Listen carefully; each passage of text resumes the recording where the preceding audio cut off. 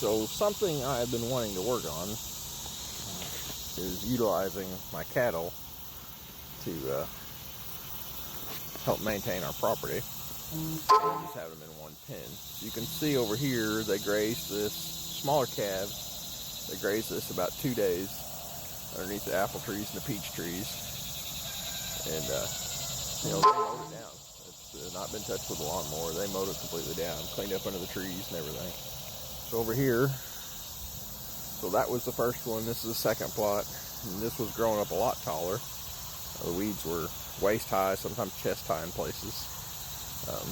They cleaned up under the trees, all around the base of the trees, and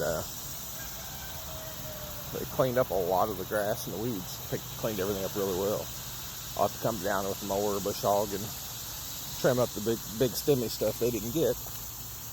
But, you know, I just expanded their pen. So this here area looked like this prior to the cattle, and they've only been in here 2 days. And you can kind of see the line where the fence was. Right here is where the fence was. You can see the difference where they grazed. Pretty significant. So I'm just kind of trying to use the cattle to maintain the property a little more, which means less mowing for me. I do have to come out and remove the fence. And since it's new, I'm just starting. It takes a little more effort, but I'll get there once I get things set up. But just got these guys out here feeding. There's not very many of them in here, but they're out here grazing and enjoying themselves, eating away. And it's one less thing I've got to do. I did this time mow a pathway, so the fence wouldn't short out on anything with the lawnmower right along the edge of the fence.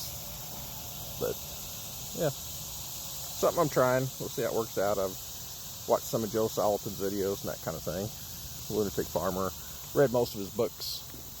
Just haven't had the chance to implement it. Life's busy and it's hard to do it all. So, but I'm working at it. These are Jersey steer. Well, these are bull calves. I haven't worked them yet. We'll probably work them here real soon. They're all weaned. And they're Jerseys. They look a little thinner. They're not your traditional beef steer. But if you look, we've got a heifer here. She's Angus Jersey mix. And you can see the huge difference in how she looks as far as how she's filled out compared to a Jersey. Jersey is usually a lot slimmer. You can see the ribs more. They're a dairy breed. Most of the dairy breeds that way.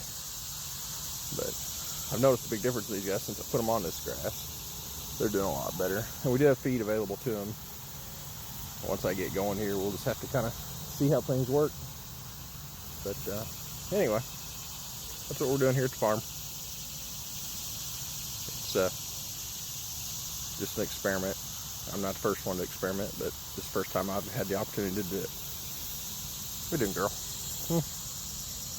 These Jersey Angus mix, they're extremely tame. Jerseys are tame anyway, but she's real tame. Just coming up here eating some grass. Curious about what I'm doing in here.